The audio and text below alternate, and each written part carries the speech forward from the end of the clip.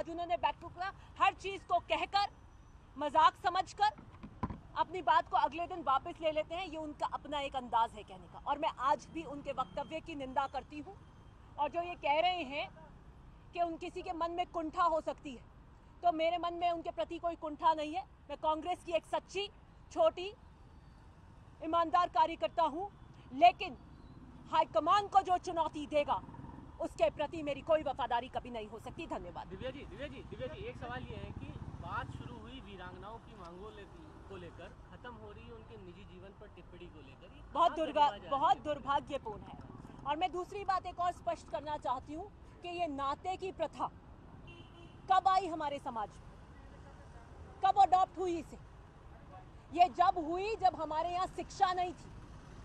ये हमारी सामाजिक व्यवस्था थी जब विधवाओं की स्थिति बहुत दयनीय हुआ करती थी। आपको पता है कि कितने दिन उनको बंद रखते थे, रंग नहीं पहनने देते थे, उनको अशुभ माना जाता था, और किस प्रकार की कुरीतियां हमारे समाज में थी। तब एक व्यवस्था उस सामाजिक ढांचे में लेकर आई कि जिस घर के बच्चे हैं वो उसी घर में पल पढ़ सके, उनका पोषण हो सके, उन्हें आर्थिक संबल मिल सके, महिला की भी आर्थिक स्थिति संबल हो सके। इसको आप किस तरीके से हमारे समाज ने जिस प्रथा को अडॉप्ट किया उसके ऊपर आप प्रश्न चिन्ह कैसे लगा सकते हैं? और ये वीरांगनाएं किसी भी समाज से आती हो, हमारे राजस्थान का गौरव है। वो किन मांगों को लेकर आई हैं? आप क्यों नाते पे जा रहे हो? किसी के नाते गई है कि नहीं गई है? वो प्रश्न ही कहां से आता है? देवर शादीशुदा है या नहीं है? आप ये कहिए कि वो देवर की नौकरी मांग रही है। एक फैमिली यूनिट जो एक परिवार की डिफाइन करी जाती है, परिभाषित करी जाती है, उसके बाहर नौकरी मांग रही है। उसमें देना क्या उचित है या अनुचित है? वो अपने निजी जीवन में नाते पे गई हैं या नहीं गई हैं, उस पर टिप्पणी करना बहुत ही दुर्भाग्यपूर्ण है। और मैं आज उनके वक्तव्य की पुनः निंदा करती हूँ। मैंने इस बात के लिए ट्वीट किया था और अनुरोध भी किया था कि व्यक्तिगत रूप से उन्हें मिलना चाहिए था। अब क्या कारण रहे, क्या नहीं रहे, उस पर मैं कुछ ज़्यादा कह नहीं पाऊंगी। लेकिन हाँ, जो उनकी नौकरी देने की बात है उस पर मैं पुरजोर तरीके से खड़ी हूँ, जिसका मैंने पूरे कल लॉजिकल रीजनिंग भी दी कि क्यों एक परिवार के बाहर नौकरी नहीं देनी चाहिए। आपको बोलने का खामियाजा भी उठाना पड़ा, 44 सड़कें आपकी निरस्त हुई हैं, ऐसा आपने सदन में भी कहा।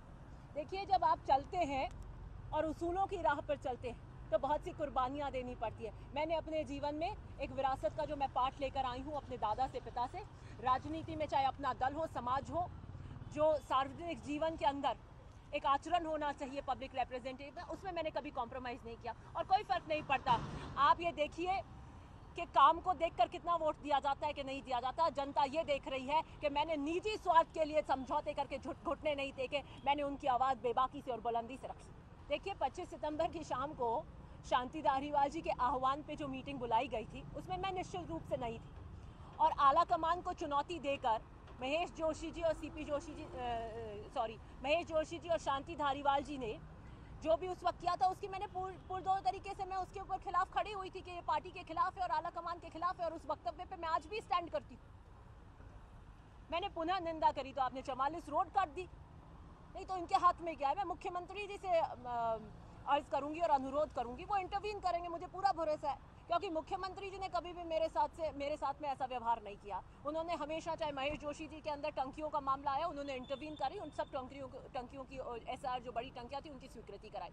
और इस तरीके का एटीट्यूड ये कर रहे हैं क्योंकि इनका डिपार्टमेंट है और ये जिद पे आ जाते हैं आजकल, और फिर जिद पे मजबूर करते हैं कि नहीं आप कुछ करने नहीं देंगे।